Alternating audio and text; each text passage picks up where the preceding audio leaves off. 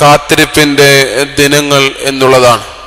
ആ ഒരു വലിയ അനുഭവത്തിന്റെ തലത്തിൽ ആ ഒരു ജീവിതത്തിന്റെ സന്തോഷം നൽകുന്ന അവസ്ഥ എന്ന് പറയുന്നത് ആത്മാവിനെ വീണ്ടും പുതുതാക്കുവാൻ, ആത്മാവിനെ വീണ്ടും നമ്മുടെ ഉള്ളിലേക്ക് സന്നിവേശിപ്പിക്കുവാൻ, ആത്മാവിന്റെ ജ്വാല നമ്മുടെ ഹൃദയങ്ങളെ ഒന്ന് കത്തി പടർത്തുവാൻ, ആത്മീകമായി ഉണർവുള്ളവരായി ആത്മാവിലും സത്യത്തിലും നീതിയിലും ധർമ്മത്തിലും പുലരുവാൻ ദൈവമേ അനുഗ്രഹിക്കണമേ എന്ന പ്രാർത്ഥനയോടെ നമുക്ക് ഈ ധ്യാനത്തിൽ ആയിരിക്കാം. ധ്യാനത്തിന്റെ അവസ്ഥ എന്ന് പറയുന്നത് ആത്മാവിനെ ഉണർത്തുന്ന വലിയ തലങ്ങളാണ്. യഥാർത്ഥ ധ്യാനമെന്ന് പറയുന്നത് നമ്മുടെ ഉള്ളിലുള്ള ആത്മാവിനെ ഒന്ന് തൊട്ടുണർത്തുവാനും ഈ ആത്മാവിന്റെ ഉണർവിൽ പ്രിയം വെക്കുന്ന ദൈവത്തെ ഒന്ന് കാത്തിരിക്കുക, പ്രിയം വെക്കുന്ന ദൈവത്തിനായി ആത്മ ശരീര മനസ്സുകളെ ഒരുക്കുക എന്നുള്ളതാണ് ഈ ധ്യാനത്തിന്റെ ഈ കാത്തിരിപ്പ് ദിവസങ്ങൾ കൊണ്ട് നാം അർത്ഥമാക്കേണ്ടത്.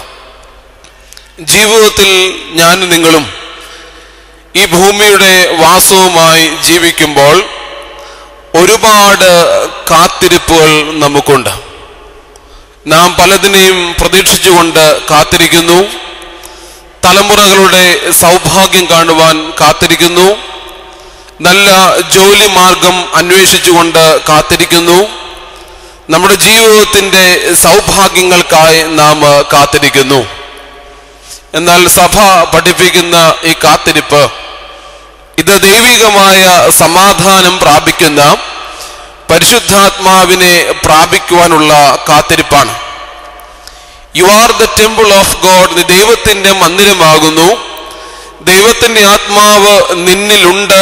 ദൈവത്തിന്റെ മന്ദിരം നശിപ്പിക്കുന്നവനെ ദൈവം നശിപ്പിക്കുമെന്ന് ഭാഗ്യവാനായ പൗലോസ് 1 കൊരിന്ത്യർ 3-ാം അധ്യായം 15-16 വാക്യത്തിൽ പഠിപ്പിക്കുമ്പോൾ നമ്മുടെ ഉള്ളിൽ ദൈവത്തിന്റെ ആത്മാവുണ്ട്.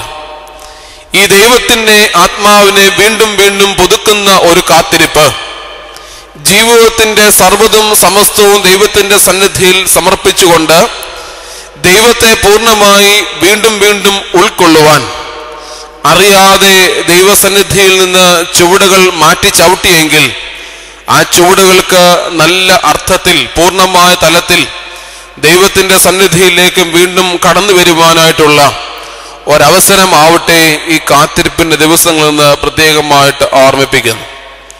യേശുക്രിസ്തു ഉദ്ധാനം ചെയ്തതിന്റെ ശേഷം തന്റെ ശിഷ്യന്മാരോട് സംസാരിക്കുന്ന ഏറ്റവും സുന്ദരമായ ഒരു ഭാവമുണ്ട്. നിങ്ങൾക്കെല്ലാവർക്കും സമാധാനം ഉണ്ടാവട്ടെ, നിങ്ങൾക്ക് സമാധാനം ഉണ്ടാവട്ടെ എന്ന് ക്രിസ്തുവിന്റെ ഈ പ്രബോധനമാണ് ഈ കാത്തിരിപ്പിന്റെ ഏറ്റവും സമുന്നതമായ ഭാവം. ക്രിസ്തുവിന്റെ സമാധാനത്തിൽ വസിക്കുവാനും ക്രിസ്തുവിന്റെ സമാധാനത്തിൽ വസിച്ചുകൊണ്ട് പരിശുദ്ധാത്മാവാകുന്ന അഗ്നിയെ നമ്മുടെ ജീവിതങ്ങളിൽ പ്രോജ്വലിപ്പിക്കുവാനും നമുക്ക് സാധിക്കണം.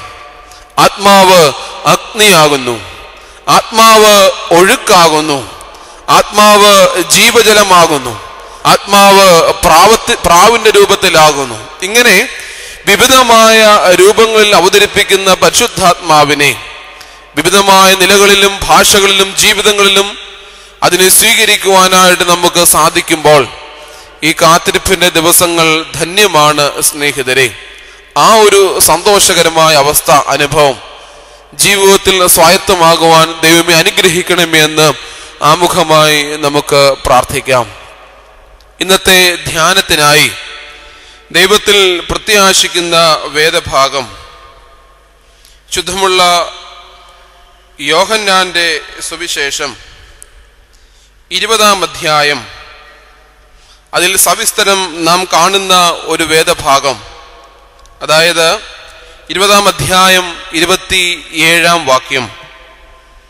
പിന്നെ തോമസിനോട്, നിന്റെ വിരൽ ഇങ്ങോട്ട് നീട്ടി എൻ്റെ കൈകളെ കാണുക. പിന്നെ തോമസിനോട്, നിന്റെ വിരൽ ഇങ്ങോട്ട് നീട്ടി എൻ്റെ കൈകൾ കാണുക. ഈ വേദഭാഗത്തിൻ്റെ പശ്ചാത്തലം നമുക്ക് വളരെ പരിചിതം. യേശുക്രിസ്തു മരിച്ച് അടക്കപ്പെട്ടതിൻ്റെ ശേഷം സർവ ശിഷ്യന്മാരും ഒരു മാളികയിൽ ഒന്നിച്ച് കൂടിയിരിക്കുന്നു. അവരോടൊപ്പം ക്രിസ്തുനാഥനില്ല എന്നുള്ള ഭയം, ഒരുപക്ഷെ ഞങ്ങളും ക്രിസ്തുവിൻ്റെ ശിഷ്യന്മാരാണ് എന്ന് പറഞ്ഞാൽ ക്രിസ്തുവിന് സംഭവിച്ച പോലെ ഞങ്ങൾക്കും മരണം സംഭവിച്ചേക്കാം. അതുകൊണ്ട് ജീവൻ സൂക്ഷിക്കുവാനായിട്ട് സർവ ശിഷ്യന്മാരും ഒരു മാളികയിൽ ഒരുമിച്ച് കൂടിയിരിക്കുന്നു. വാതിലുകൾ ബന്ധിച്ചിരിക്കുന്നു. അവർ പ്രാർത്ഥനയോടെ ഇരിക്കുന്നു. ഈ സാഹചര്യത്തിൽ വീണ്ടും യേശുക്രിസ്തു പ്രത്യക്ഷപ്പെട്ടുകൊണ്ട് പറയുന്നു, നിങ്ങൾക്ക് സമാധാനം. എല്ലാ ശിഷ്യന്മാരും ക്രിസ്തുവിനെ കണ്ടു. പക്ഷേ തോമസ് അവരുടെ കൂട്ടത്തിൽ ഇല്ലായിരുന്നു. തോമസ് മടങ്ങി വരുമ്പോൾ സർവ ശിഷ്യന്മാരും പറയുന്നുണ്ട്, തോമസേ, ഞങ്ങൾ ക്രിസ്തുവിനെ കണ്ടു. ആ സമയം തോമസ് പറയുന്നുണ്ട്, ഞാൻ അവനെ കാണുകയും എൻ്റെ കൈകൾ അവൻ്റെ വിരലിടുകയും വിലാപ്പുറത്ത് സ്പർശിക്കുകയും ചെയ്യുവാതെ ഞാൻ ഒരിക്കലും വിശ്വസിക്കുകയില്ല. ക്രിസ്തു വീണ്ടും പ്രത്യക്ഷപ്പെട്ട് വീണ്ടും അവർക്ക് സമാധാനം ആശംസിച്ചുകൊണ്ട് ക്രിസ്തു തോമസിനെ വിളിക്കുന്നു. തോമസേ, നീ വന്ന് എൻ്റെ കൈകളെ കാണുക. തോമസേ, നീ വന്ന് എൻ്റെ കരങ്ങളെ കാണുക. വളരെ ചിന്തോദീപകമായ ഒരു വേദഭാഗമായിട്ട് ഇതിനെ കാണുവാൻ സാധിക്കുന്നുണ്ട്. ഈ വേദഭാഗത്തിലൊക്കെ സൂചിപ്പിക്കുന്നുണ്ട്, തോമസിനോട് ക്രിസ്തു പറയുന്നുണ്ട്, 28-ാം വാക്യത്തിൽ പറയുന്നു, നീ അവിശ്വാസിയാകാതെ വിശ്വാസിയായിരിക്കണം. നമ്മളൊക്കെ തോമസിന് വേണ്ടി, തോമസിന്റെ അനുയായികളായ ക്രിസ്ത്യാനികളായതുകൊണ്ട് നമ്മളും അറിയാതെ തോമസിനെ അവിശ്വാസി എന്ന് വിളിക്കുന്നുണ്ട്.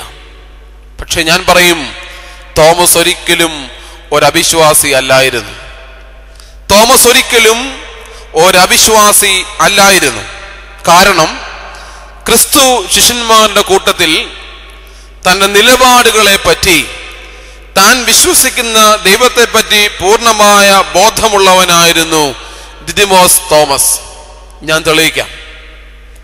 സർവ ശിഷ്യന്മാരും തങ്ങളുടെ ജീവനെ സുരക്ഷിതമായി സൂക്ഷിക്കുവാൻ താങ്കളും ക്രിസ്തുവിന്റെ അനുയായികളാണ് എന്ന് പറഞ്ഞാൽ, ഒരുപക്ഷെ ക്രിസ്തുവിന് സംഭവിച്ച പോലെ തങ്ങളുടെ ജീവനും നഷ്ടമാകും. ഞാനും ക്രിസ്തുവിന്റെ ശിഷ്യനാണ് എന്ന് പറഞ്ഞാൽ ഒരുപക്ഷെ യഹൂദന്മാരും പരീശന്മാരും പ്രമാണികളും വേദോപദേഷ്ടാക്കളും ചേർന്നുകൊണ്ട് ഇവരെ കൊന്നു എന്ന് വരും. അതുകൊണ്ട് സർവരും ഒരു മാളിക മുറിയിൽ പേടിച്ച് വാതിലുകൾ ബന്ധിച്ച് ഒരുമിച്ചിരിക്കുകയാണ്. അവരോടൊപ്പം ആരില്ലായിരുന്നു? തോമസ് ഇല്ലായിരുന്നു. വേദപഠിതാക്കളുടെയും ചിന്തകന്മാരുടെയും അഭിപ്രായത്തിൽ ഇങ്ങനെ പറയുന്നുണ്ട്, സർവരും ജീവനെ സൂക്ഷിക്കുവാനായിട്ട് ഒരുങ്ങുമ്പോൾ ജീവൻ പോകുന്നെങ്കിൽ പോകട്ടെ, ക്രിസ്തു എവിടെ എന്നുള്ള ഒരു ക്രിസ്താന്വേഷണം തോമസിന് ഉണ്ടായിരുന്നു. തോമസ് ഒരിക്കലും തന്റെ ജീവനെ സൂക്ഷിക്കുവാനായിട്ട് ഒരുങ്ങിയില്ല. തോമസ് ഒരിക്കലും തന്റെ ജീവിതം സുരക്ഷിതമായി കാണുവാൻ ആഗ്രഹിച്ചില്ല. ക്രിസ്തുവിന് വേണ്ടി ജീവിച്ചു. ക്രിസ്തു മരിച്ചടക്കപ്പെട്ടു. ക്രിസ്തു എവിടെയെന്ന് അന്വേഷണത്തിൽ തോമസ് തന്റെ കാലം, തന്റെ ജീവിതം ക്രമീകരിക്കുകയാണ്. അതുകൊണ്ട് തന്നെയാണ് ഞാൻ പറഞ്ഞത്, യഥാർത്ഥത്തിൽ ശിഷ്യന്മാരുടെ കൂട്ടത്തിൽ ജീവൻ പോകുന്നെങ്കിൽ പോകട്ടെ, ക്രിസ്തു എവിടെയെന്ന് അന്വേഷിച്ച് തന്റെ ജീവനെ സുരക്ഷിതമായി നോക്കുവാൻ ആഗ്രഹിക്കാത്ത വ്യക്തിയായിരുന്നു തോമസ്. അതുകൊണ്ട് ഈ കാത്തിരിപ്പിന്റെ ദിവസങ്ങളിൽ പരിശുദ്ധാത്മാവിന്റെ പുതുക്കം, പരിശുദ്ധാത്മാവിന്റെ ചൈതന്യം പാഴ്ശൂന്യമായ ഈ ഭൂമിയിലേക്ക് പറന്നിറങ്ങി ഈ ഭൂമിയെ ചൈതന്യമുള്ളതാക്കി തീർത്തതുപോലെ തന്നെ നമ്മുടെ ഹൃദയമാകുന്ന ഈ ഊഷര ഭൂമിയിൽ പരിശുദ്ധാത്മാവ് മഴ പോലെ പെയ്തിറങ്ങുവാൻ ക്രിസ്തു എവിടെ, ക്രിസ്തുവിന്റെ അന്വേഷണം, ജീവൻ പോലും വകവെക്കാതെയുള്ള ഒരു ക്രിസ്താന്വേഷണം നമ്മിൽ ഉണ്ടായെങ്കിൽ മാത്രമേ ഇത് സാധ്യമായിട്ട് തീരുകയുള്ളൂ. രണ്ടാമത് തോമസിന്റെ പ്രത്യേകത എന്തെന്ന് ചോദിച്ചാൽ, സർവശിഷ്യന്മാരും പറഞ്ഞു ഞങ്ങൾ ക്രിസ്തുവിനെ കണ്ടു. എന്നാൽ തോമസിനത് വിശ്വസിക്കാമായിരുന്നു. തോമസിന് വേണമെങ്കിൽ ശിഷ്യന്മാര് പറഞ്ഞത് കേട്ടുകൊണ്ട് ക്രിസ്തുവിനെ കണ്ടു എന്ന് പറഞ്ഞ് വിശ്വസിച്ച് ഒരിടത്തിരിക്കാമായിരുന്നു. പക്ഷെ തോമസ് ഒരിക്കലും അതിന് മുതിരുന്നില്ല. തോമസ് പറഞ്ഞതിന്റെ അർത്ഥം ഇങ്ങനെ തന്നെയാണ്: നിങ്ങൾ ക്രിസ്തുവിനെ കണ്ടെങ്കിൽ കണ്ടു, പക്ഷേ എനിക്കവനെ കാണണം. നിങ്ങൾ കണ്ടത് കണ്ടു, പക്ഷേ എനിക്കവനെ കാണണം. അവൻ ആരാണെന്നുള്ള വ്യക്തിത്വമായ ബോധമുണ്ടായിരുന്നു. അവന്റെ വ്യക്തിത്വത്തെ പറ്റിയൊരു ധാരണ തോമസിനുണ്ടായിരുന്നു. അതുകൊണ്ട് തോമസ് പറഞ്ഞത് എനിക്കവനെ കാണണം, എനിക്കവന്റെ വിലാപ്പുറത്ത് കയറണം. ഇതായിരുന്നു തോമസിന്റെ നിലപാട്. ഇങ്ങനെ ഒരു നിലപാട് തോമസ് എടുത്തത് കൊണ്ട് എന്ത് സംഭവിച്ചു? വീണ്ടും ക്രിസ്തു പ്രത്യക്ഷപ്പെടുകയാണ്. വീണ്ടും ക്രിസ്തു പ്രത്യക്ഷപ്പെട്ട് ആദ്യം ചൊല്ലുന്നു നിങ്ങൾക്ക് സമാധാനം. അതിനുശേഷം ക്രിസ്തു ആരെയാ വിളിച്ചത്? ഫിലിപ്പോസിനെ വിളിച്ചോ? പത്രോസിനെ വിളിച്ചോ? യാക്കോബിനെ വിളിച്ചോ? യോഹന്നാനെ വിളിച്ചോ? ആരെയും വിളിച്ചില്ല. ആരെയാ വിളിച്ചത്? തോമസിനെയാ വിളിച്ചത്. തോമസിനെ മാത്രം. അതിന്റെ അർത്ഥം ഇങ്ങനെ നമുക്ക് പറയാം: ക്രിസ്തു രണ്ടാമത് വീണ്ടും പ്രത്യക്ഷപ്പെടുന്ന ആർക്കു വേണ്ടിയാണ്? തോമസിന് വേണ്ടി മാത്രം. തോമസിനെ വീണ്ടും പ്രത്യക്ഷപ്പെടുന്ന ക്രിസ്തു എന്നിട്ട് തോമസിനോട് പറയുകയാണ്, നീ ഇങ്ങ് വന്ന് എൻ്റെ കരം, എൻ്റെ കൈകൾ നീ ഒന്ന് കാണണം. എൻ്റെ കൈ കണ്ട് നീ മനസ്സിലാക്കണം ഞാൻ ആരാണ്. ഞാൻ പറഞ്ഞു വന്നത് ഇങ്ങനെയാണ്: ജീവൻ വകവയ്ക്കാതെ, ജീവൻ സൂക്ഷിക്കാതെ ക്രിസ്തുവിനെ അന്വേഷിച്ചവനായിരുന്നു തോമസ്. തന്റെ നിലപാട് കൊണ്ട് ക്രിസ്തുവിനെ വീണ്ടും വിളിച്ചു വരുത്തിയവനായിരുന്നു തോമസ്. അവിടെ കൊണ്ട് തോമസിന്റെ മഹത്വം അസ്തമിക്കുന്നില്ല. തോമസ് ക്രിസ്തുവിനെ കണ്ടു. ക്രിസ്തുവിന്റെ ചങ്കോട് ചേർന്ന് കിടന്നുകൊണ്ട്, ഉദ്ധിതനായ ക്രിസ്തുവിന്റെ ചങ്കോട് ചേർന്ന് കിടന്നുകൊണ്ട് അവന്റെ ഹൃദയത്തിന്റെ സ്പന്ദനങ്ങൾ പൂർണ്ണമായി ആസ്വദിച്ച് അവന്റെ മാർവിൽ ചാരിക്കിടന്നുകൊണ്ട് തോമസ് പറയുന്നു, U are my lord and you are my God. നീ എൻ്റെ കർത്താവാണ്, നീ എൻ്റെ ദൈവമാണ്. എൻ്റെ കർത്താവും എൻ്റെ ദൈവവുമേ. വേറെ ഒരു ശിഷ്യന്മാരും വേറെ ഒരു ശ്ലീഹന്മാരും അങ്ങനെ സാക്ഷിച്ചിട്ടില്ല. യു ആർ മൈ ലോർഡ്, നീ എൻ്റെ കർത്താവാണ്. കർത്താവ് എന്ന് പറഞ്ഞാൽ എൻ്റെ മേൽ കർത്തൃത്വം നടത്തുന്നവൻ, എൻ്റെ മേൽ അധികാരമുള്ളവൻ, എന്നെ നിയന്ത്രിക്കുവാൻ പ്രാപ്തൻ, എന്നേക്കാൾ ശക്തൻ, നീ വലിയവൻ, നീ ഉന്നതൻ, ശ്രേഷ്ഠൻ, മഹത്വവാൻ. ഇതെല്ലാം തോമസ് പറയുമ്പോൾ മനസ്സിൽ ക്രിസ്തുവിന്റെ ചങ്കിടിപ്പ് മനസ്സിലാക്കിക്കൊണ്ടാണ് പറയുന്നത്, യു ആർ മൈ ലോർഡ്, നീ എൻ്റെ കർത്താവാണ്, എന്നെ കർത്തൃത്വം നടത്തുന്നവനാണ്. അതുകൊണ്ടും തീരുന്നില്ല. നീ സ്നേഹമാണ്, നീ കരുണയുള്ളവനാണ്, നീ ആർദ്രതയുള്ളവനാണ്, ഈ സർവസൃഷ്ടിയും പരിപാലിക്കുന്നവനാണ്. അതുകൊണ്ട് യു ആർ മൈ ഗോഡ്, നീ എൻ്റെ ദൈവമാകുന്നു. എൻ്റെ കർത്താവും എൻ്റെ ദൈവമേ എന്ന് തോമസ് ലീഹ സാക്ഷിക്കുമ്പോൾ നമുക്ക് അഭിമാനിക്കാം. സ്നേഹിതരെ, എന്നെയും നിങ്ങളെയും ക്രിസ്ത്യാനിയായി ക്രിസ്തുവിൽ ജനിപ്പിച്ച ഈ പുണ്യവാൻ, ഈ പരിശുദ്ധൻ ജീവൻ സൂക്ഷിക്കാതെ ക്രിസ്തുവിന് വേണ്ടി സഞ്ചരിക്കുമ്പോഴും ക്രിസ്താന്വേഷിയാകുമ്പോഴും തന്റെ നിലപാട് കൊണ്ട് ക്രിസ്തുവിനെ വീണ്ടും കണ്ട് അവനെ തൊട്ട് അവന്റെ ചങ്കോട് ചേർന്ന് കിടന്ന് ഇവൻ എൻ്റെ കർത്താവും എൻ്റെ ദൈവവുമാണെന്ന് സാക്ഷിച്ച തോമസിനോടൊപ്പം എനിക്ക് നിങ്ങൾക്കും ക്രിസ്തുവിനെ സാക്ഷിക്കുവാൻ ഇടയാവട്ടെ എന്ന് സ്നേഹത്തോടെ ഓർമ്മിപ്പിക്കുകയാണ്. വളരെ ചുരുങ്ങിയ സമയം മാത്രം നമ്മുടെ മുൻപാകെ അവശേഷിക്കുന്നു. ചില കമ്പിവാചകങ്ങളിൽ ചില കാര്യങ്ങൾ പറയുവാൻ ഞാൻ ആഗ്രഹിക്കുകയാണ്. ഈ കാത്തിരിപ്പിന്റെ ദിവസങ്ങളിൽ ക്രിസ്തു ഉദ്ധാനം ചെയ്ത് പരിപാലിക്കുവാനായ ദൈവത്തിന്റെ ആത്മാവ്, പരിശുദ്ധാത്മാവ് നമ്മിലേക്ക് വരുന്നു.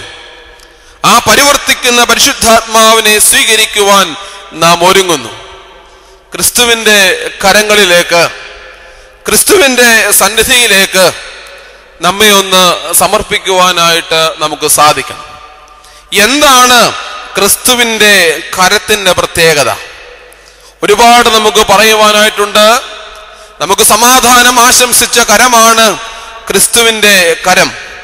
ആ ഒരു പൂർണ്ണമായ ബോധ്യത്തിലാണ് വിശുദ്ധ കുർബാനയിൽ കാസാബേലാസകളുടെ മുൻപിലൂടെ പട്ടക്കാരൻ കരം ഉയർത്തി പടിഞ്ഞാറോട് തിരിഞ്ഞ് ജനങ്ങളോട് ആശംസിക്കും, നിങ്ങൾക്കെല്ലാവർക്കും സമാധാനം ഉണ്ടാവട്ടെ. ഈ സമാധാനത്തിന്റെ മഴ പെയ്തിറങ്ങുവാൻ, സമാധാനത്തിന്റെ ആത്മാവിനെ നമുക്ക് തന്ന ക്രിസ്തുവിൻ്റെ കരങ്ങളെ നമുക്കൊന്ന് മനസ്സിലാക്കാം. പിതാവും പുത്രനും പരിശുദ്ധാത്മാവുമാകുന്ന ദൈവം ഒന്ന്. പിതാവും പുത്രനും പരിശുദ്ധാത്മാവുമാകുന്ന ത്രിയേക ദൈവം, ഏകത്വത്തിൽ ഒരുവനായ ദൈവം ക്നൂമ, ഇത് ഒന്നാകുന്നു എന്നുള്ളത് നമ്മുടെ വിശ്വാസമാണ്. അതുകൊണ്ട് പിതാവിനെ ആരാധിക്കുമ്പോഴും പുത്രനെ ആരാധിക്കുമ്പോഴും ആത്മാവിനെ ആരാധിക്കുമ്പോഴും ത്രിത്വ ഏകത്വമായ ദൈവത്തെയാണ് ആരാധിക്കുന്നത്.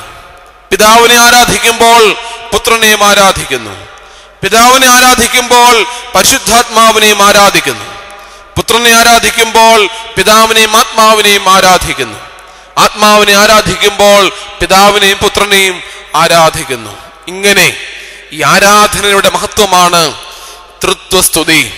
അതുകൊണ്ട് ഈ കരം, ക്രിസ്തുവാകുന്ന കരം, അത് പിതാവാൻ ദൈവത്തിന്റെ കരവുമാണ്, പരിശുദ്ധാത്മാവാൻ ദൈവത്തിന്റെ കരവുമാണ്. എന്താണ് ഈ കരത്തിന്റെ പ്രത്യേകത? ദിദിമോസ് തോമസിനോട് പറയുന്ന, നീ നിന്റെ വിരൽ ഇങ്ങോട്ട് നീട്ടി എൻ്റെ കൈകളെ കാണുക എന്ന് പറയുന്ന ക്രിസ്തുവിൻ്റെ ഈ കരത്തിൻ്റെ, കരങ്ങളുടെ പ്രത്യേകത എന്താണ്? നമുക്കറിയാം, ഹെർക്കുലീസിനെ പറ്റി പറയുന്നത് അദ്ദേഹം കായശക്തിയിൽ അജയ്യനാണ്, ശാരീരികമായ ശക്തിയിൽ അദ്ദേഹം അജയ്യനാണ്. രാവണനെ പറ്റി പറയുന്നത് 10 തലയുള്ളത് കൊണ്ട് 20 നയനങ്ങളുള്ളത് കൊണ്ട് സർവ്വതും കാണുവാനും കേൾക്കുവാനും അറിയുവാനും സാധിക്കുന്നവനാണ് രാവണൻ എന്ന് പറയുന്നു. പഴയ നിയമ പുസ്തകത്തിൽ നാം കാണുന്നു, ഫെലിസ്തീയ മല്ലനായ ഗോലിയാത്തിനെ പറ്റി പറയുന്നത് അദ്ദേഹം കായബലത്തിൽ അജയ്യനാണ്, ശരീരബലത്തിൽ അജയ്യനാണ്. ഇങ്ങനെ വ്യത്യസ്തങ്ങളായ വ്യക്തികളെ പറ്റി പ്രതിപാദിക്കുമ്പോൾ എന്താണ് ഈ ക്രിസ്തുവിൻ്റെ കരത്തിൻ്റെ പ്രത്യേകത? തോമസ് കണ്ട യേശുവിൻ്റെ കരങ്ങൾക്ക് എന്താണ് പ്രത്യേകത? ഒന്ന്, ഈ കരത്തെ പറ്റി പറയുന്നത് ഈ കരം സൃഷ്ടി നടത്തിയ കരമാണ്. ദിദിമോസ് തോമസ് കണ്ട ക്രിസ്തുവിൻ്റെ കരമെന്ന് പറയുന്നത് ഇത് സൃഷ്ടി നടത്തിയ കരമാണ്, ആരംഭവും അവസാനവും കുറിക്കുന്ന കരമാണ്, സർവത്തെയും താലോലിക്കുന്ന കരമാണ്. ഈ അഖിലാണ്ട് മുഴുവനും ഉണ്ടാകുവാൻ വിധേയമാകുന്ന കരമാണ് ക്രിസ്തുവിൻ്റെ കരം. നാം കാണുന്നുണ്ട്, ആകാശവും ഭൂമിയും സർവചരാചരങ്ങളും ഉണ്ടാവട്ടെ എന്ന് പറയുന്നു. എന്നാൽ മനുഷ്യനെ മാത്രം ദൈവം ഉണ്ടാക്കി. മനുഷ്യ നിർമ്മിതിയിൽ ഒരു ഭാഗമായി നിൽക്കുകയാണ് ക്രിസ്തുവിൻ്റെ ഈ കരം. യഹോവയ ദൈവമാണ് സൃഷ്ടിച്ചതെന്ന് നാം പലപ്പോഴും പറയാറുണ്ട്. പക്ഷെ ഞാൻ ആദ്യമേ സൂചിപ്പിച്ചല്ലോ, 3 പേരും ഒന്നായതുകൊണ്ട് 3 പേരും ഉണ്ടായിരുന്നു മനുഷ്യന്റെ സൃഷ്ടിയിൽ. യെശയ്യാ പ്രവചനം 48 അധ്യായം 13 വാക്യത്തിൽ ഏറ്റവും മനോഹരമായി പ്രവാചകൻ സൂചിപ്പിക്കുന്നുണ്ട്, എൻ്റെ കൈ ഭൂമിക്ക് അടിസ്ഥാനമിട്ടു, എൻ്റെ വലം കൈ ആകാശത്തെ വിരിച്ചു, ഞാൻ വിളിക്കുമ്പോൾ അവയൊക്കെയും ഉളവായി വരുന്നു. വളരെ മനോഹരമായ ഒരു ചിന്തയാണ്. യെശയ്യാ പ്രവചൻ 48 അധ്യായം 13 വാക്യത്തിലൂടെ പറയുന്നത്, എൻ്റെ കൈ ഭൂമിക്ക് അടിസ്ഥാനമിട്ടു, എന്റെ വലങ്കൈ ആകാശത്തെ വിരിച്ചു. ഞാൻ വിളിക്കുമ്പോൾ അവയെല്ലാം ഉളവായി വരുന്നു.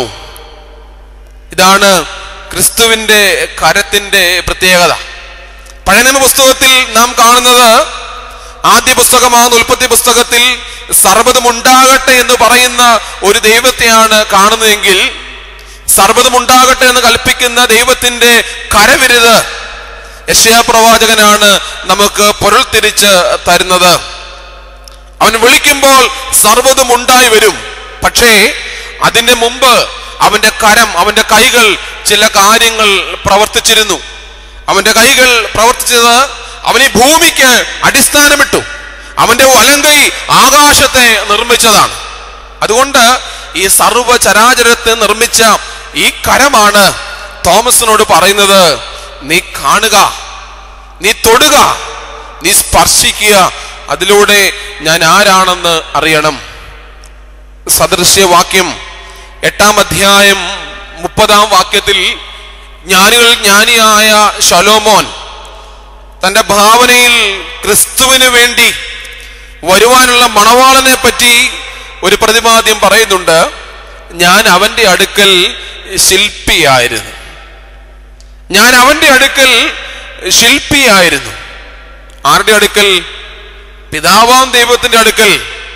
പുത്രനെ പറ്റി പ്രതിപാദിക്കുകയാണ്. യഹോവയായ ദൈവം ഇതിനെ നിർമ്മിക്കുമ്പോൾ, ഇതിനെപ്പറ്റി ആഗ്രഹിക്കുമ്പോൾ ദൈവം ആഗ്രഹിച്ചു പുത്രൻ തമ്പുരാൻ ശില്പിയായി നിന്ന് പണിതു. അത് തന്നെയാണ് നാം വീണ്ടും ഏറ്റവും ഭംഗിയായിട്ട് കാണുന്നു. യോഹന്നാന്റെ സുവിശേഷം 1-ാം അധ്യായം 3-ാം വാക്യത്തിൽ എന്താ പറയുന്നത്? സകലതും അവൻ മുഖാന്തരം ഉളവായി, ഉളവായതൊന്നും അവനെ കൂടാതെ ഉളവായത് അല്ല. അവനിൽ ജീവൻ ഉണ്ടായിരുന്നു, ജീവൻ മനുഷ്യരുടെ വെളിച്ചമായിരുന്നു. നമുക്കൊക്കെ പരിചയമാകുന്ന വേദഭാഗമാണ്. അവൻ മുഖാന്തരം സകലതും ഉളവായി, ഉളവായതൊന്നും അവനെ കൂടാതെ ഉളവായത് അല്ല. അവനിൽ ജീവൻ ഉണ്ടായിരുന്നു, ജീവൻ മനുഷ്യരുടെ വെളിച്ചമായിരുന്നു. ഈ വെളിച്ചമാണ് ഈ കരത്തിലൂടെ നമുക്കറിയുവാൻ സാധിക്കുന്നത്. സർവത്തെയും സകലത്തെയും നിർമ്മിച്ച യഹോവയായ ദൈവത്തിന്റെ കരം, സർവത്തെയും സകലത്തെയും മെടഞ്ഞുണ്ടാക്കുന്ന പുത്രനാ ദൈവത്തിന്റെ കരം, സർവത്തെയും സകലത്തെയും പൂർത്തീകരിക്കുന്ന പരിശുദ്ധാത്മാവാം ദൈവത്തിന്റെ കരം. ഈ കരമാണ് പറയുന്നത്, തോമസേ നീ കാണ്, നീ തൊട്. ഈ കരത്തിൽ തൊട്ട് നിനക്ക് സൗഖ്യം പ്രാപിക്കാം. അതായത് ആത്മാവിന്റെ സൗഖ്യം. നീ കരത്തിൽ തൊട്ടാൽ നിനക്ക് പരിശുദ്ധാത്മാവിന്റെ പുതുക്കം പ്രാപിക്കാം. അങ്ങനെ ഒരു സ്വാഗതപൂർണമായ ഒരു ജീവിതം, അങ്ങനെ ക്രിസ്തുവിനെ സ്വീകരിക്കുന്ന, ആത്മാവിനെ സ്വീകരിക്കുന്ന, ക്രിസ്തുവിന്റെ കരങ്ങളെ ഗ്രഹിക്കുവാൻ നമുക്ക് സാധ്യമായി തീരണമെന്ന് സ്നേഹത്തോടെ ഓർമ്മിപ്പിക്കുകയാണ്. കൊലോസ്യ ലേഖനം 1-ാം അധ്യായം 16-ാം വാക്യത്തിൽ ഭാഗ്യവാനായ പൗലോസ് പറയുന്നുണ്ട്, സകലവും അവൻ മുഖാന്തരം സൃഷ്ടിക്കപ്പെട്ടു, അവൻ മുഖാന്തരവും അവനായിട്ടും സകലം സൃഷ്ടിക്കപ്പെട്ടു. കൊലോസ്യ ലേഖനം 1-ാം അധ്യായം 16-ാം വാക്യം. സകലവും അവൻ മുഖാന്തരം സൃഷ്ടിക്കപ്പെട്ടു, സകലവും അവൻ മുഖാന്തരം അവനായിട്ടും സകലതും നിർമ്മിക്കപ്പെട്ടു. ഈ സർവ ചരാചരങ്ങളും ഈ സർവപ്രപഞ്ചങ്ങളും ദൈവത്തിന്റെ കരങ്ങളാൽ നിർമ്മിക്കപ്പെട്ടു എന്ന് പൂർണ്ണമായി വിശ്വസിക്കുന്ന ഞാനും നിങ്ങളും. എന്നാൽ ഇന്ന് ഒരുപാട് ചോദ്യങ്ങൾ ഉണ്ടായേക്കാം. ഈ പ്രപഞ്ചം ഉണ്ടായത് എങ്ങനെയാണ്? ഒരുപാട് സിദ്ധാന്തങ്ങളും ഒരുപാട് തിയറികളും ഉണ്ടായി വന്നേക്കാം. ഈ പ്രപഞ്ചവും ഈ അഖിലാണ്ടവും എങ്ങനെ നിർമ്മിക്കപ്പെട്ടു? പരിണാമ സിദ്ധാന്തങ്ങളൊക്കെ നമുക്കറിയാം. ഇപ്രകാരം ഒരു ചിന്തകൻ പറയുന്നുണ്ട്, ബാൾട്ടൺ റസൽ എന്ന് പറയുന്ന ഒരു ചിന്തകൻ പറയുന്നത്, പ്രപഞ്ചത്തിന് വിശദീകരണം ആവശ്യമില്ല, അത് തനിയെ സ്ഥിതി ചെയ്യുന്നു. പ്രപഞ്ചത്തെ പറ്റി യാതൊരു വിശദീകരണവും ആവശ്യമില്ല, അത് തനിയെ സ്ഥിതി ചെയ്യുന്നു. ചാൾസ് ഡാർവിൻ നമുക്കറിയാം, അദ്ദേഹം പറയുന്നത് ഇവയെല്ലാം യാദൃശ്ചികമായി ഉണ്ടായി വന്നതാണ് എന്ന് എൻ്റെ മനസ്സുകൊണ്ട് എനിക്ക് വിശ്വസിക്കാൻ കഴിയുകയില്ല. ഈ പ്രപഞ്ചവും ഈ പ്രകൃതിയും ഒക്കെ യാദൃശ്ചികമായി ഉണ്ടായി വന്നതാണ് എന്ന് എൻ്റെ മനസ്സുകൊണ്ട് എനിക്ക് വിശ്വസിക്കുവാനായിട്ട് സാധ്യമല്ല. ഞാൻ പറഞ്ഞു വന്നത്, ഒരുപാട് സിദ്ധാന്തങ്ങളും തിയോളജികളും ഒരുപാട് വിശദീകരണങ്ങളും ഇന്നിന്റെ കാലത്തുണ്ടാകുന്നുണ്ട്. ഭൂമി, പ്രകൃതി, പ്രപഞ്ചം ഇവയെല്ലാം ഇങ്ങനെ ഉണ്ടാകുന്നു. പക്ഷേ ശാസ്ത്രജ്ഞന്മാരുടെയും ഗവേഷകന്മാരുടെയും ഒക്കെ മനസ്സിൽ ഉരുത്തിരിയുന്ന എല്ലാവരുടെയും ആശയം ഒന്നാണ്, ഇതൊക്കെ എങ്ങനെ ഉണ്ടായെന്ന് ഞങ്ങൾക്കൊന്നും അറിവില്ല, പക്ഷേ ഇതിനൊക്കെ അനുരൂപമായ ചില സിദ്ധാന്തങ്ങൾ ഞങ്ങൾ ഉണ്ടാക്കുന്നു എന്ന് മാത്രമേ ഉള്ളൂ. ഇവിടെയാണ് ക്രിസ്തീയ വിശ്വാസം പഠിപ്പിക്കുന്നത്, ഈ സകലതും സർവ്വതും ഉണ്ടായത് ദൈവത്തിന്റെ കരങ്ങൾ ഒന്നുകൊണ്ട് മാത്രമാണ്. ഈ സർവ്വതും സകലതും ഉണ്ടായത് ദൈവത്തിന്റെ കരങ്ങൾ ഒന്നുകൊണ്ട് മാത്രമാണ്. അത് തന്നെയാണ് നാം പ്രാർത്ഥനയിൽ പ്രാർത്ഥിച്ചല്ലോ. അതോടൊപ്പം ഉൽപ്പത്തി പുസ്തകത്തിൽ കാണുന്ന പോലെ ഈ ഭൂമി പാഴും ശൂന്യമായി കിടന്നു. യഹോവയായ ദൈവം സർവ്വതും ഉണ്ടാകട്ടെ എന്ന് പറഞ്ഞു, എല്ലാം ഉണ്ടായി. പക്ഷേ ഇതിനൊക്കെ ജീവൻ കൊടുക്കുവാൻ, ഇതിനൊക്കെ ഒരു ചൈതന്യം കൊടുക്കുവാൻ പാഴും ശൂന്യമായ ഭൂമിയിലേക്ക് ദൈവത്തിന്റെ പരിശുദ്ധാത്മാവ് ഇറങ്ങിയപ്പോൾ അതിന് ജീവൻ പ്രാപിച്ചു, ജീവൻ ഉണ്ടായി. ദൈവത്തിന്റെ കരം ഈ പ്രപഞ്ചത്തെ സൃഷ്ടിച്ചു. ഈ സർവചരാചരത്തിനും ദൈവമാണ് രൂപവും ഭാവവും നെയ്തത്.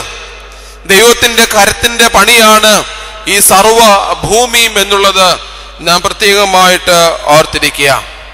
അതുകൊണ്ട് നാം പൂർണ്ണമായി വിശ്വസിക്കണം, ഈ പ്രപഞ്ചവും ഈ ചരാചരങ്ങളും എന്നെ നിങ്ങളെയും നിർമ്മിച്ചത് തോമസിനോട് പറഞ്ഞ, നീ എൻ്റെ കരം കാണുക, ഈ കരങ്ങൾ കൊണ്ടാണ് നിർമ്മിച്ചത് എന്ന് പ്രത്യേകം നാം ഓർത്തിരിക്കുക. നാസ്തികനും യുക്തിവാദിയുമായ ഒരു വ്യക്തി ഒരു ദിവസം ഒരു രോഗിയെ കാണാൻ ചെന്നു. ഈ രോഗിയെ കണ്ട് വർത്താനമൊക്കെ പറഞ്ഞ് മടങ്ങിപ്പോകുവാൻ ഒരുങ്ങിയപ്പോൾ ഈ രോഗിയുടെ കട്ടിലിനോട് ചേർന്ന് ഒരു സൗരയൂഥത്തിന്റെ പ്രത്യേകമായ ഒരു സൗരയൂഥം ക്രമീകരിച്ചു വെച്ചിരിക്കുന്നു.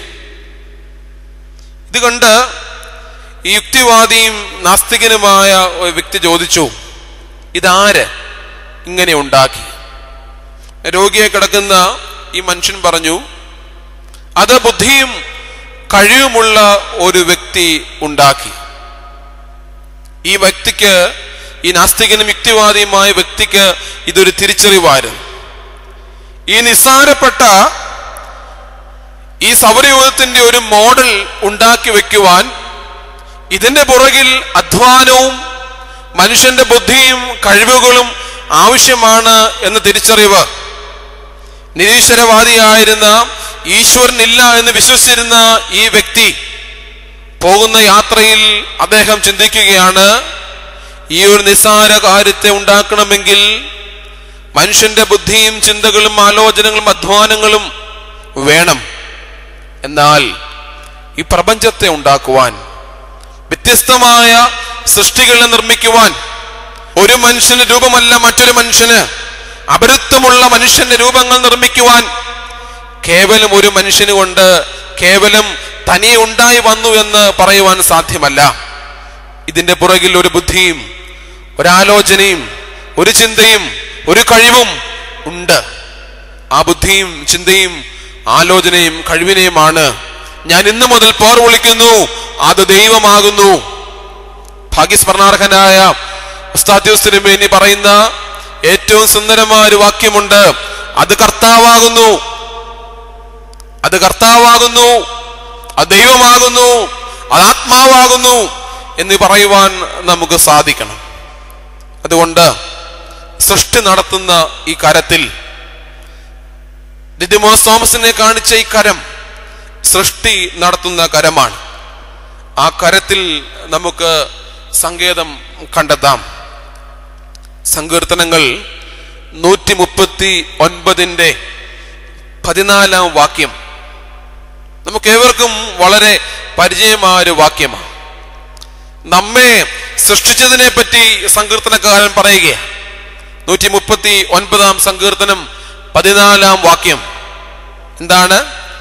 ഭയങ്കരവും അതിശയകരവുമായി ഞാൻ നിന്നെ സൃഷ്ടിച്ചിരിക്കുന്നു. ഈയിടെ അതിന്റെ ഒരു വേർഷൻ എനിക്ക് കേൾക്കുവാൻ സാധിച്ചു. ഭയങ്കരനും, ബൈബിളിൽ പറയുന്നത് ഭയങ്കരവും. എന്നാൽ ഈയിടെ വേർഷൻ കേട്ടത് ഭയങ്കരൻ, മനുഷ്യനെ പറ്റി പറയുന്നത് ഭയങ്കരനും അതിശയകരനുമായി ഞാൻ നിന്നെ നിർമ്മിച്ചിരിക്കുന്നതിനാൽ. പക്ഷെ വേദപുസ്തകം പറയുന്നത് നീ ഭയങ്കരമാണ്. കാരണം നിനക്ക് ചലിക്കുവാൻ, നടക്കുവാൻ, ചിന്തിക്കുവാൻ, ആലോചിക്കുവാൻ, കാര്യങ്ങൾ കൈകാര്യം ചെയ്യുവാൻ എല്ലാ കഴിവുകളും ദൈവം തന്നതുകൊണ്ട് സർവ്വ സൃഷ്ടികളിൽ വെച്ച് നീ വ്യത്യസ്തനായത് കൊണ്ടാണ് പറയുന്നത് ഭയങ്കരവും അതിശയകരവുമായി ഞാൻ നിന്നെ സൃഷ്ടിച്ചിരിക്കുന്നു. അതുകൊണ്ട് ഞാൻ നിനക്ക് സ്തോത്രം ചെയ്യും. സ്നേഹിതരെ, ഈ സൃഷ്ടിയിൽ ദൈവത്തിന്റെ കരമുണ്ട്. എന്നെ ഭയങ്കരനായും അല്ലെങ്കിൽ ഭയങ്കരമായും അതിശയകരമായി നീ എന്നെ മെടഞ്ഞതിനാൽ ഞാൻ നിന്നെ സ്തുതിക്കുന്നു എന്ന് പറയുവാൻ സാധിക്കണം. എന്റെ ശരീരത്തിന്റെ നിർമ്മിതിയിൽ, എന്റെ മനസ്സിന്റെ നിർമ്മിതിയിൽ, എന്റെ ബുദ്ധിയുടെ നിർമ്മിതിയിൽ എല്ലാത്തിലും ദൈവത്തിന്റെ കരമുണ്ട്. സൃഷ്ടി നടത്തിയ കരം എന്നെ ഇന്നും മെടയുവാനായിട്ടുണ്ട്. അതുകൊണ്ടാണ് യെശയ്യാ പ്രവചനത്തിൽ പ്രവാചകൻ പറയുന്നത്, നിന്റെ അമ്മയുടെ ഉദരത്തിൽ നീ ഉരുവാകുന്ന നാൾ മുതൽ ഞാൻ നിന്നെ അറിയുന്നു. നിന്റെ അമ്മയുടെ ഉദരത്തിൽ നീ ഉരുവാകണമെന്ന് ഞാൻ അറിയണം, ഞാൻ നിരൂപിക്കണം. എങ്കിൽ മാത്രമേ നീ നിന്റെ അമ്മയുടെ ഉദരത്തിൽ ഉരുവാകുകയുള്ളൂ. അതുകൊണ്ട് നിന്റെ സൃഷ്ടിയിൽ, നിന്റെ ജീവനിൽ, നിന്റെ ആകാരത്തിൽ, നിന്റെ രൂപത്തിൽ, മനസ്സിൽ, ശരീരത്തിൽ, ആത്മാവിൽ, സർവത്തിലും ദൈവത്തിന്റെ കരമുണ്ട് എന്നുള്ള ബോധം, അതാണ് സൃഷ്ടി നടത്തിയ കരം. അതുകൊണ്ട് ഈ കരം നമ്മെ തൊട്ടതാണ്, എന്റെ അല്ല. ദിദിമോസ് തോമസിനോട് എന്റെ കരം കാണുക എന്ന് പറഞ്ഞ ക്രിസ്തുവിന്റെ കരം എന്നെ നിങ്ങളെയും തൊട്ടതാണ്. ആ കരത്തിന്റെ നിർമ്മാണമാണ് ഇന്ന് ദൈവം തന്ന ഈ രൂപം. അതുകൊണ്ട് ആ ഒരു ബോധ്യം നമുക്കുണ്ടാവട്ടെ എന്ന് സ്നേഹത്തോടെ ഓർമ്മിപ്പിക്കുന്നു. രണ്ടാമത്, എന്താണ് ഈ കരത്തിന്റെ മറ്റൊരു പ്രത്യേകത? എന്നെ നിർമ്മിച്ച കരമാണ്, തോമസ് ലീഹ നിർമ്മിച്ച കരമാണ് ക്രിസ്തു നീട്ടിക്കൊടുക്കുന്നത്. കാണുക, തൊടുക. രണ്ട്, ഈ കരത്തിന്റെ പ്രത്യേകത, ഇത് വീണ്ടെടുത്ത കരമാണ്. ഒന്ന്, സൃഷ്ടിച്ച കരമെങ്കിൽ, രണ്ട്, ഈ കൈ, ഈ കരം വീണ്ടെടുത്ത കരമാണ്. നമുക്കറിയാം, ഒരു മനുഷ്യൻ സർവവേദനകളും സഹിച്ച്, പച്ചയായ ഒരു മനുഷ്യൻ അനുഭവിക്കുന്ന നരകയാതന, ഒരു മനുഷ്യായുസ്സിൽ മുഴുവനായി ഏറ്റെടുക്കേണ്ടുന്ന വേദന 3.5 മണിക്കൂർ കൊണ്ട് ഏറ്റെടുത്ത് എനിക്കും നിങ്ങൾക്ക് വേണ്ടി ജീവൻ വെടിയുന്ന ക്രിസ്തു, അവന്റെ കൈകളെയും കാലുകളെയും അവർ തുളച്ചു എന്ന് തിരുവചനത്തിൽ വായിക്കുന്നുണ്ട്. സൃഷ്ടി നടത്തിയിരുന്ന ഈ കരം മുറിവേറ്റിരുന്നു. ആർക്കു വേണ്ടി? എന്റെയും നിങ്ങളുടെയും പാപങ്ങൾക്ക് വേണ്ടി. നമ്മുടെ പാപത്തിന് പരിഹാരമായി സൃഷ്ടി നടത്തിയ ഈ കരത്തിന് മനുഷ്യൻ കൊടുത്ത പ്രതിഫലം എന്ന് പറയുന്നത് മുറിവുകളാണ്. എന്റെ പാപങ്ങൾ കാരണം ക്രിസ്തു മുറിവേൽക്കുന്നു. സൃഷ്ടി നടത്തിയ കരം മുറിവേൽക്കപ്പെട്ട കരമായിരുന്നു. അതുകൊണ്ടാണ് സങ്കീർത്തനക്കാരൻ 22 സങ്കീർത്തനം 16 പറയുന്നത്, അവർ എന്റെ കൈകളെയും കാലുകളെയും തുളച്ചു. ഈ വീണ്ടെടുത്ത കരം മുറിവേറ്റ കരമാണ്. എന്റെ പാപങ്ങൾക്ക് വേണ്ടി, എന്റെ തിന്മകൾക്ക് വേണ്ടി, എന്റെ സമസ്ത അപരാധങ്ങൾക്ക് വേണ്ടി ഈ കരത്തിൽ ഞാൻ കൊടുത്തത് മുറിവുകളാണ്. എനിക്ക് വേണ്ടി ഏറ്റ മുറിവുകൾ. അതാണ് വീണ്ടെടുപ്പിന്റെ കരം. നമുക്ക് വേണ്ടി വീണ്ടെടുക്കുന്ന കരം. ആ വീണ്ടെടുപ്പിന്റെ കരത്തെ നമുക്കൊന്ന് തിരിച്ചറിയണം. യേശുക്രിസ്തു മരിച്ചു. ഞാൻ ആദ്യമേ സൂചിപ്പിച്ചല്ലോ, ഒരു മനുഷ്യായുസ് മുഴുവനും കൊണ്ട് ഏറ്റെടുക്കേണ്ടുന്ന പീഡകൾ 3.5 മണിക്കൂർ കൊണ്ട് ഏറ്റെടുത്ത് കൈകളും കാലുകളും വിലാപ്പുറവും തുളച്ച് രക്തവും വെള്ളവും ഒഴുകി ജീവൻ ദൈവസന്നിധിയിൽ ഫലമേൽപ്പിച്ച് നമ്മെ വീണ്ടെടുക്കുന്ന ദൈവം.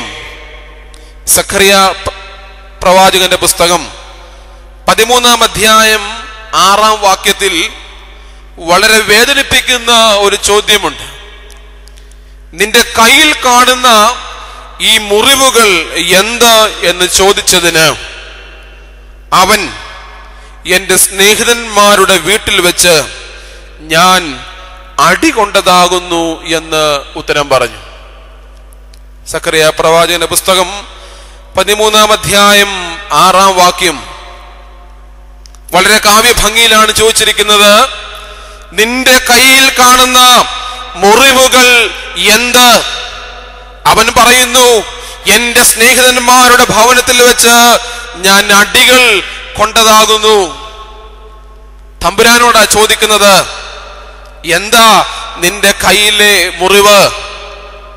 എന്തുകൊണ്ട് നിന്റെ കൈക്ക് ഇങ്ങനെ പരിക്കുകൾ സംഭവിച്ചു? അവൻ പറയുന്നു, ഞാൻ പോയി എന്റെ സ്നേഹിതന്മാരുടെ ഭവനത്തിലേക്ക് ഞാൻ പോയി. എന്റെ സ്നേഹിതന്മാരുടെ ഭവനം എന്ന് പറയുന്നത് ഈ ഭൂമിയാണ്. ഈ ജീവിതം തന്ന ദൈവത്തിന്റെ, ജീവൻ തന്ന ദൈവത്തിന്റെ സൃഷ്ടിമൊത്തുള്ള ഒരു വാസമുണ്ടായിരുന്നു. ഞാൻ അവിടെ പോയപ്പോൾ അവർ എനിക്ക് തന്ന പ്രഹരമാണ്, അവരെന്നെ അടിച്ചതിന്റെ പ്രതിരൂപമാണ് എന്റെ കൈവശം കാണുന്ന, എന്റെ കൈകളിൽ കാണുന്ന ഈ മുറിവുകൾ. വീണ്ടെടുക്കപ്പെട്ട കരം മുറിവേൽക്കപ്പെട്ടിരുന്നു. വീണ്ടെടുപ്പിന്റെ കരത്തിന് ചോരയുടെ മണമുണ്ടായിരുന്നു. ദൈവം സ്നേഹിച്ച് നിവർന്നു നിന്നുകൊണ്ട് ദൈവത്തെ ആരാധിക്കുവാൻ ബുദ്ധിയും ശക്തിയും ആരോഗ്യമെല്ലാം തന്ന മനുഷ്യൻ സൃഷ്ടാവിനെ ക്രൂരമായി പ്രീണിപ്പിച്ചതിന്റെ പ്രതിഫലം അവന്റെ കൈകളിൽ മുറിവേറ്റിരുന്നു. ഈ കരമാണ് തോമസിനെ കാണിച്ചത്. തോമസേ, ഇത് മുറിവേറ്റ കരം, ഇത് വീണ്ടെടുപ്പിന്റെ കരം. നിനക്ക് വേണ്ടി ക്രൂശിൽ മരിച്ച, ക്രൂശിൽ ഈ ശരീരം മുഴുവൻ വഹിക്കുവാൻ 3 ആണികൾ, ഒരാണി വഹിച്ച കരമാണ് തോമസിനെ കാണിക്കുന്നത്. ഇത് മുറിവേറ്റ കരമാണ്, വീണ്ടെടുപ്പിന്റെ കരമാണ്.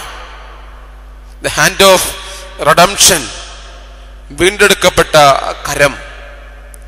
ദിദിമോസ് തോമസിന് അതുവഴി ഒരു വെളിച്ചമുണ്ടാവുകയാണ്, പുതിയൊരു ചൈതന്യം അവന് ജീവിതത്തിൽ ഉണ്ടാവുകയാണ്. ഇതാണ് പ്രവാചകൻ മുൻപേ കൂട്ടി സൂചിപ്പിച്ചത്. സഖറിയ പ്രവാചകൻ, പഴയ നിയമ പ്രവാചകൻ നമുക്കറിയാം, മുൻപേ കൂട്ടി അദ്ദേഹം പ്രതിവചിക്കുന്നു, ദൈവസന്നിധിയിലിരിക്കുന്ന പുത്രൻ തമ്പുരാന്റെ കരങ്ങൾക്ക് മുറിവേൽക്കപ്പെട്ടിരുന്നു. എന്റെ സ്നേഹിതന്മാരുടെ ഭവനത്തിൽ വെച്ച് ഞാൻ അടി കൊണ്ടതുകൊണ്ടാണ് സ്നേഹിത നിന്റെ കൈവശം കാണുന്ന, നിന്റെ കയ്യിൽ കാണുന്ന മുറിവ് എന്തെന്ന് ചോദിച്ചപ്പോൾ അതിന് ഉത്തരമായി പ്രതിവചിക്കുന്നത്, പാപത്തിൽ വീണുപോയ മനുഷ്യനെ ഉദ്ധരിക്കുവാൻ ക്രിസ്തു അടികളേറ്റു, ക്രിസ്തു പീഡകൾ സഹിച്ചു. അതൊരു കുറ്റവാളിയേറ്റ മുറിവല്ലായിരുന്നു, ഒരു കുറ്റവാളിക്കുണ്ടായ മുറിവല്ലായിരുന്നു. നേരെ മറിച്ച് കുറ്റവാളികൾക്ക് വേണ്ടി രക്ഷകനേറ്റ മുറിവായിരുന്നു. കുറ്റവാളികൾക്ക് വേണ്ടി രക്ഷകനേറ്റ മുറിവുകൾ. ആ മുറിവിൽ ജീവന്റെ തുടിപ്പുണ്ട് എന്നറിയുക. മരുഭൂമിയിൽ പിതാക്കന്മാരുടെ ഒരു പഠിപ്പിക്കലുകളുണ്ട്. മരുഭൂമിയിൽ ഒരു പിതാവ് വർഷങ്ങളോളം നാടും വീടും എല്ലാം ഉപേക്ഷിച്ച് മരുഭൂമിയിൽ താപസനായി കഴിയുകയാണ്. ഈ താപസനായ വ്യക്തിയുടെ അടുക്കലേക്ക് ഒരു ദിവസം പിശാച് ദൈവത്തിന്റെ രൂപത്തിൽ ചെന്നു.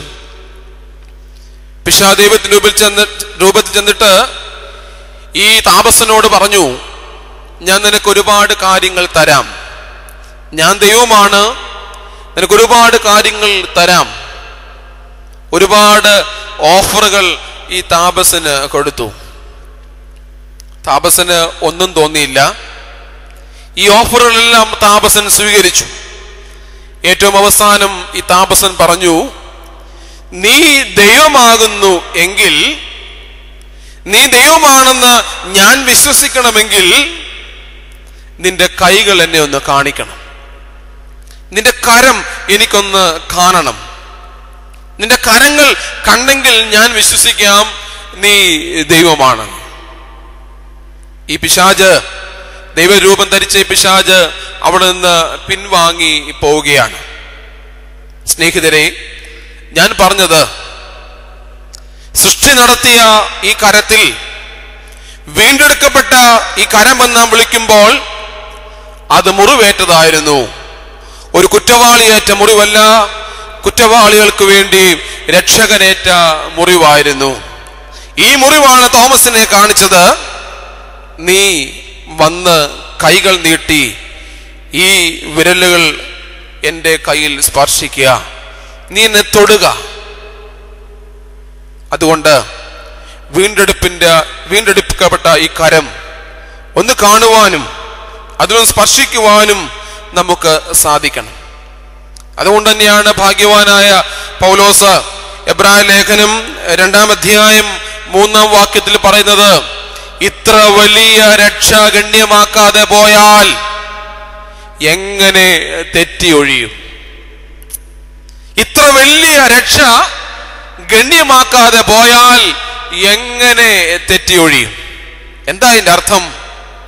ഇത്ര കണ്ട ഒരു രക്ഷ ഉണ്ടായിട്ടില്ല, ഇത്ര കണ്ട ഒരു സ്നേഹം ഉണ്ടായിട്ടില്ല, ഇത്ര കണ്ട ഒരു വിശാല മനസ്കത ഉണ്ടായിട്ടില്ല, ഇത്ര കണ്ട് ഒരു മനുഷ്യനും ഒരിക്കലും ഒരിടത്തും സ്നേഹിച്ചിട്ടില്ല. ഇതിനെ ഗണ്യമാക്കാതെ പോയാൽ മനുഷ്യൻ തെറ്റിലേക്ക് പോകും. ഇത് അറിയണം, തിരിച്ചറിയണം. ഈ രക്ഷ, ഈ മുറിവുകൾ, ഈ വീണ്ടെടുപ്പിന്റെ കരം എനിക്ക് വേണ്ടി ഉള്ളതാണ് എന്നുള്ള തിരിച്ചറിവുകൾ നമുക്കുണ്ടാവണം. ആ ഒരു തിരിച്ചറിവാണ് ഇന്ന് നമ്മളോട് സംസാരിക്കുന്നത്. ലോകത്തിന്റെ ആദ്യ പാഠങ്ങളിൽ പലപ്പോഴും നാം ഇന്ന് കീഴടിമപ്പെട്ട് പോയിട്ടുണ്ട്. പൗലോസ്ലീഹ പറയുന്നുണ്ട്, നിങ്ങൾ ലോകത്തിന്റെ ആദ്യ പാഠങ്ങളിൽ കീഴടിമപ്പെട്ടിരിക്കുന്നു, എന്നാൽ ദൈവം വന്നു നമ്മെ വീണ്ടെടുത്ത് പുത്രത്വത്തിന്റെ അവകാശത്തിലേക്ക് നമ്മളെ ആക്കിയിരിക്കുന്നത് കൊണ്ട് നീ ഇനി ദാസനല്ല, സ്വതന്ത്രനാണ്. അതുകൊണ്ട് ഈ സ്വാതന്ത്ര്യം നമുക്ക് ദൈവം തന്നത് അവന് മുറിവുകൾ കൊടുക്കുവാനല്ല. ഒരു പിതാവിന്റെ എഴുത്തുകളിൽ ഇങ്ങനെയാണ് കൊടുത്തിരിക്കുന്നത്, മനുഷ്യന്റെ പാപങ്ങളുടെ എണ്ണം, മനുഷ്യൻ ചെയ്ത സർവ പാപങ്ങളുടെ എണ്ണവും എൻ്റെ ക്രിസ്തുവിന്റെ ശരീരത്തിൽ നിന്ന് എനിക്ക് വായിച്ചെടുക്കുവാൻ സാധിക്കും. മനുഷ്യൻ ചെയ്ത പാപത്തിന്റെ എണ്ണം എത്ര എന്ന് എൻ്റെ ക്രിസ്തുവിന്റെ ശരീരത്തിൽ നിന്ന് എനിക്ക് വായിച്ചെടുക്കുവാൻ സാധിക്കും. കാരണം സൂചി കുത്തുവാനിടമില്ലാതെ ആ ശരീരം മുഴുവനായും പ്രഹരിക്കപ്പെട്ടിരുന്നു. ആ ശരീരം മുഴുവനുമായും കഠിനമായ തീവ്രമായ വേദനകൾ സഹിച്ചിരുന്നു എനിക്കും നിങ്ങൾക്കും വേണ്ടി. ആ ഒരു സ്ഥാനത്ത് നിസ്സാരമായ ഒരു കരം മാത്രം, നിസ്സാരമായ ഒരു ആണിപ്പാട് മാത്രമേ ക്രിസ്തു തോമസിനെ കാണിക്കുന്നുള്ളൂ. നീ കരം കാണുക. സ്നേഹിതരെ, വീണ്ടെടുപ്പിന്റെ കരം, എന്നെ നിങ്ങളെയും വീണ്ടെടുത്ത കരമാകുന്നു ക്രിസ്തുവിന്റെ കരം. ആ കരമാണ് നമ്മുടെ പിതാവായ തോമാസ് ലീഹായെ കാണിച്ചത്. ആ ഒരു കരത്തിലൂടെ സന്തോഷവും സമാധാനവും ആത്മാവിന്റെ പുതുക്കവും കണ്ടെത്തുവാൻ നമുക്ക് സാധ്യമായിട്ട് തീരണം. 3, എന്താണ് ഈ തോമസിനെ കാണിച്ച കരത്തിന്റെ പ്രത്യേകത? ഒന്ന് സൃഷ്ടി നടത്തിയ കരമാണെങ്കിൽ, രണ്ട് അത് വീണ്ടെടുപ്പിന്റെ കരമാണ്, മൂന്ന് അത് പരിപാലിക്കുന്ന കരമാണ്. പരിപാലനത്തിന്റെ കരം, ദ ഹാൻഡ് ഓഫ് പ്രൊട്ടക്ഷൻ. അത് പരിപാലിക്കുന്ന കരമാണ്. നമ്മളെ നിർമ്മിച്ചു, മനുഷ്യന്റെ പാപങ്ങൾക്ക് പരിഹാരമായി അവൻ ക്രൂശിൽ യാഗമായി നമ്മെ വീണ്ടെടുത്തു, വീണ്ടും പുത്രപദവിയിലേക്ക് എത്തിച്ചിരിക്കുന്നു. അടുത്ത സാധ്യത എന്ന് പറയുന്നത് ഈ കരം ഇന്നും നമ്മെ പരിപാലിച്ചു കൊണ്ടിരിക്കുന്നു. പരിപാലനത്തിന്റെ കരമാണ് ക്രിസ്തുവിന്റെ കരം. നമ്മെ സൃഷ്ടിക്കുകയും വീണ്ടെടുക്കുകയും ചെയ്ത ദൈവം. അതുകൊണ്ടാണ് മോശ തന്റെ നിര്യാണ സമയം ഇസ്രായേൽ മക്കളെയെല്ലാം വിളിച്ചുകൂട്ടി അവരോട് പറയുന്നു, ഇത്രയും നാളും ഞാൻ നിങ്ങളോടൊപ്പം ഉണ്ടായിരുന്നു, നിങ്ങൾക്ക് വായും തൂണും മൽപ്പാനും ഒക്കെയായി ഞാൻ ഉണ്ടായിരുന്നു, ഇനിയും ഞാൻ ഉണ്ടാവുകയില്ല.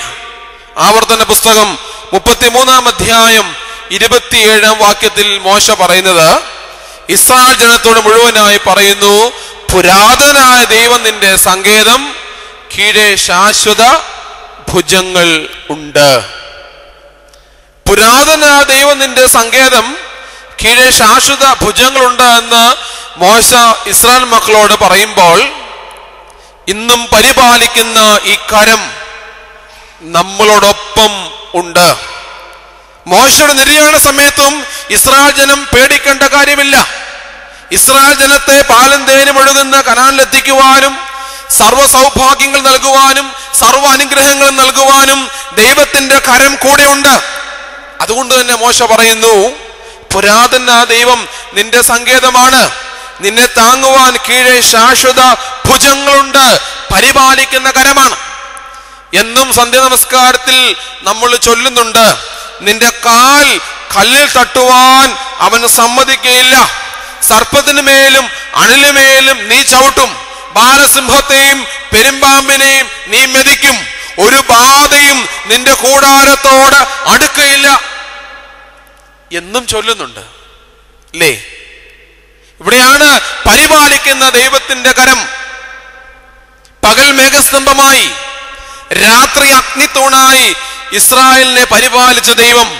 റോമാലേഖനത്തിൽ ഭാഗ്യവാനായ പൗലോസ് ചോദിക്കുന്നുണ്ട്, നിന്റെ പൂർവികരെ പകൽ മേഘസ്തംഭമായി രാത്രി അഗ്നിത്തൂണായി പരിപാലിച്ച ദൈവത്തെ നീ മറന്നുവോ? മലാഖി പ്രവചനത്തിൽ പ്രവാചകന്റെ വേദനയും അതാണ്. സുന്ദരമായ കനാനിലേക്ക് നിന്നെ എത്തിച്ച നിന്റെ ദൈവത്തെ നീ തടിച്ച് കൊഴുത്തിരിക്കുമ്പോൾ നീ മറന്നു കളഞ്ഞുവോ? പരിപാലിക്കുന്ന ഒരു ദൈവമുണ്ട്, പരിപാലനത്തിന്റെ കരമുണ്ട്. സന്ധ്യാപ്രാർത്ഥനയിൽ പ്രാർത്ഥിക്കുന്ന 91ഉം 92ഉം സങ്കീർത്തനങ്ങളൊക്കെ നമ്മെ സംബന്ധിച്ച് പിതാക്കന്മാർ മണ്ടന്മാരായതുകൊണ്ട് ചേർത്തതല്ല. ഇന്നും രാവിലെയും സന്ധ്യയ്ക്കും നിന്നെ പരിപാലിക്കുന്ന ഒരു ദൈവമുണ്ട്.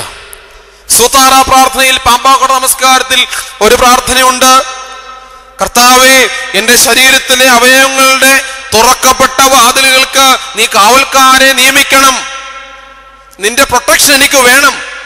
എന്റെ ശരീരത്തിലെ തുറക്കപ്പെട്ട അവയവങ്ങൾക്ക്, പാപം ചെയ്യുവാൻ പ്രേരണ ഉണ്ടാകുന്ന അവയവങ്ങൾക്ക് നീ കാവൽക്കാരെ നിയമിക്കണം, നിന്റെ കാവൽ എനിക്ക് വേണം, എങ്കിലേ ഞാൻ രക്ഷപ്പെടത്തുള്ളൂ. അല്ലെങ്കിൽ എനിക്ക് പ്രശ്നമാ, അല്ലെങ്കിൽ ഞാൻ പതറിപ്പോകും. കാവലൊന്നും കൊടുക്കാതെ തോട്ടത്തിന് മാത്രം കാവൽ ദൈവം കൊടുത്തു, മനുഷ്യന് കാവലൊന്നും കൊടുത്തില്ല. ദൈവത്തിന് വിശ്വാസമായിരുന്നു മനുഷ്യനെ. ഇഷ്ടമുള്ളതൊക്കെ ഭക്ഷിക്കാം, ഇഷ്ടമുള്ള വഴി പോകാം, ഇഷ്ടമുള്ളതൊക്കെ ചിന്തിക്കാം, അങ്ങനെ സർവ സ്വതന്ത്രനായി മനുഷ്യനെ ദൈവം വിട്ടു. പക്ഷെ അന്ന് ഈ പ്രാർത്ഥനയ്ക്ക് പ്രസക്തിയില്ലായിരുന്നു. മനുഷ്യന്റെ കണ്ണ് പാപം ചെയ്തു, ബുദ്ധി പാപം ചെയ്തു, ഹൃദയം പാപം ചെയ്തു, നാവ് പാപം ചെയ്യുന്നു, കൈകൾ പാപം ചെയ്യുന്നു. ദൈവത്തിന്റെ കാവലില്ല എന്ന ബോധം മനുഷ്യനുണ്ടായപ്പോൾ മനുഷ്യൻ പാപം ചെയ്തു. അതുകൊണ്ട് തോമസിനെ കാണിച്ച മുറിവേറ്റ കരം, വീണ്ടെടുപ്പിന്റെ കരം നമുക്കുണ്ടാവണം. നീ എന്നെ പരിപാലിക്കണമേ ദൈവമേ. പകൽ സൂര്യനോ രാത്രിയിൽ ചന്ദ്രനോ നിന്നെ ഉപദ്രവിക്കുകയില്ല. അതൊരു ഉറപ്പാണ് നമുക്കുള്ളത്. തമ്പുരാൻ തരുന്ന ഒരു ഷുറൻസ് നമുക്ക്. നിന്നെ ഒരിക്കലും ബാധിക്കുകയില്ല. പകൽ സൂര്യനായിട്ട് നിന്നെ ബാധിക്കുകയില്ല, രാത്രിയിൽ ചന്ദ്രനോ നിന്നെ ഉപദ്രവിക്കുകയില്ല. ഇതിനുശേഷം പറയുന്നത് സർപ്പത്തിന്മേലും അണിലുമേലും നീ ചവിട്ടും. ഭക്തനായ മനുഷ്യനെ പറ്റിയ, ദൈവം പരിപാലിക്കണമെന്ന് ആഗ്രഹമുള്ള മനുഷ്യനെ പറ്റിയ. സിംഹങ്ങളെയും പെരുമ്പാമ്പിനെയും നീ മെതിക്കും. നിന്റെ കൂടാരത്തോട് ഒരു ബാധയും അടുക്കയില്ല. അത്ര കണ്ട് ദൈവം നിന്നെ സഹായിച്ച് പരിപാലിച്ചു കൊണ്ടുപോകും. അത്ര കണ്ട് ദൈവത്തിന്റെ പരിപാലനം നിനക്കുണ്ടാകും. ശദ്രക്ക്, മേശക്ക്, അബേദ്നെഗോ 3 പൈതങ്ങൾ തീച്ചൂളയിൽ വീഴുന്നു. 4-മതൊരുവൻ കൂടെ നടക്കുന്നു. ഇങ്ങനെയാണ് ദാനിയേൽ പ്രവചനം വായിക്കുന്നത്. അവർക്ക് അവരുടെ കാൽച്ചട്ടയ്ക്കോ മുടിക്കോ കേടുവരാതെ തീയുടെ മണം പോലും അവർ കേട്ടില്ല. കൂടെ നടക്കുന്നവനായ ദൈവം വിശന്ന് ഇരകെട്ടാതിരുന്ന സിംഹത്തിന്റെ കുഴിയിൽ വീഴപ്പെട്ടപ്പോൾ ദൈവം സംരക്ഷകനായി നിന്നുകൊണ്ട് ഇരകെട്ടാതിരുന്ന സിംഹത്തിന്റെ വാടച്ചു കളഞ്ഞവനായ ദൈവം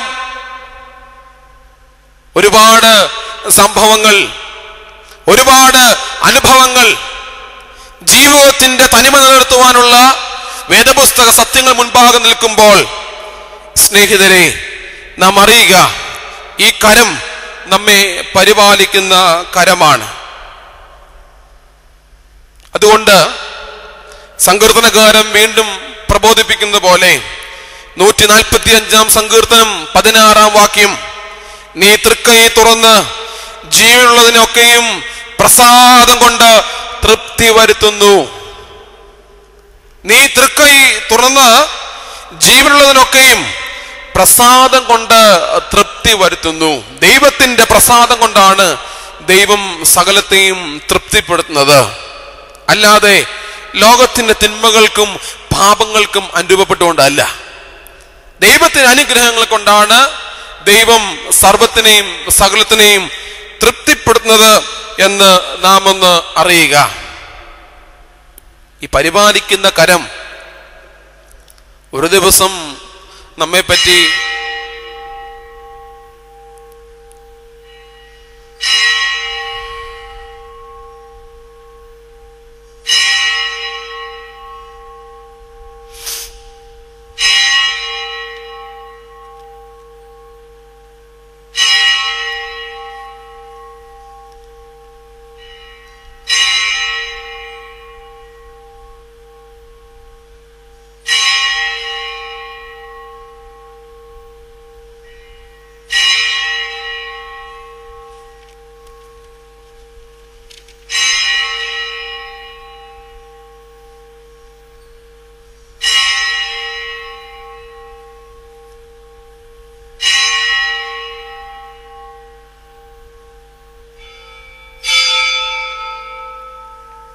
അതുകൊണ്ടാണ്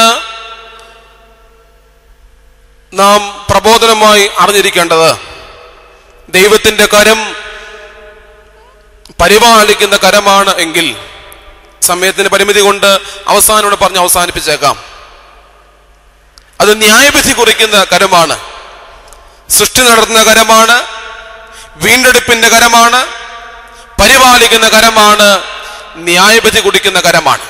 അതുകൊണ്ടാണ് ദാനിയേൽ പ്രവചനം 5-ാം അധ്യായം 24-ാം വാക്യത്തിൽ പ്രവാചകൻ പ്രബോധിപ്പിക്കുന്നത്, കൽദയ രാജാവായ ബേൽശസ്സറിനോട് പറയുന്നത്, മെനെ മെനെ തേക്കൽ ഊഫർസീർ, ഞാൻ നിന്നെ തുലാസിൽ അളന്ന് കുറവുള്ളവനായി കണ്ടിരിക്കുന്നു.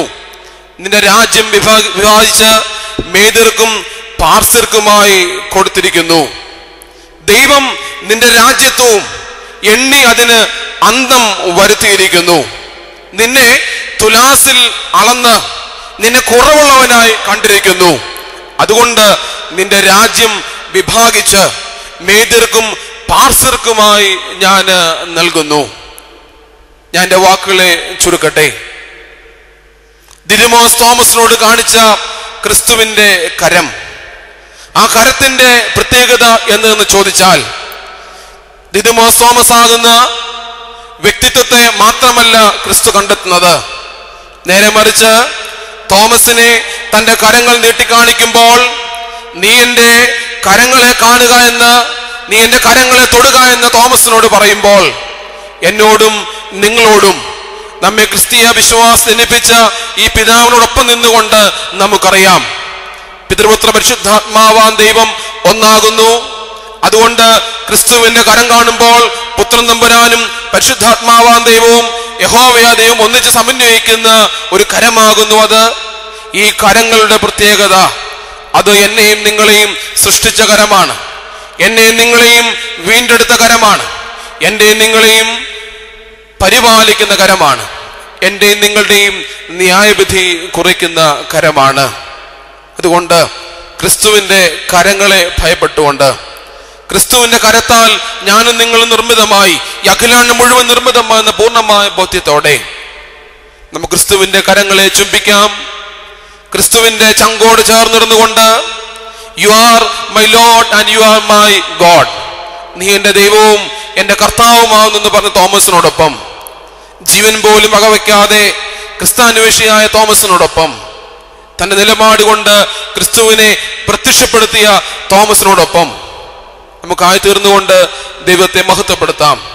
ആയതിന് ദൈവത്തിന്റെ ആത്മാവ്, പരിശുദ്ധാത്മാവ് ഈ ദിവസങ്ങളിൽ നാം എന്നെയും നിങ്ങളെയും യോഗ്യരാക്കട്ടെ എന്ന പ്രാർത്ഥനയോടെ ഈ കാത്തിരിപ്പിന്റെ ദിവസങ്ങളിൽ ദൈവത്തിന്റെ അനന്തമായ കൃപ പാഴും ശൂന്യമായി കിടന്ന ഈ ഭൂമിയിൽ പരിവർത്തിച്ച ദൈവത്തിന്റെ ആത്മാവിന്റെ ചൈതന്യം ഊഷരഭൂമിയായ നമ്മുടെ ഹൃദയങ്ങളിലേക്ക് പരിവർത്തിക്കട്ടെ എന്ന പ്രാർത്ഥനയോടെ എന്റെ വാക്കുകൾ ചുരുക്കുന്നു.